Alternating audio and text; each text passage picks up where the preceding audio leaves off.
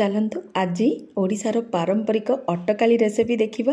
बहुत ही टेस्टी, बहुत ही बढ़िया और अति सहजरे भी हो जाए।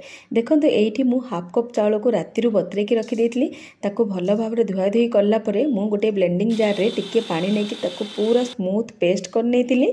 एपटे गोटे हांडी को गरम करी से गोटे चामच घी देइथिली, तापर 2टी तेजपत्र और 10 ରୁ 12टी गोलकी देइथिली।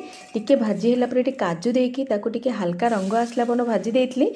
तापर एठी मु गोटे कप क्षीर और 2 ग्लास पानी देइथिली। एपटे 3टी गुजराती को भल भाव में छेचिकी नेइथिली, कारण गुजराती देवा द्वारा फ्लेवर बहुत बढ़िया आसता है स्वीट डिश रे।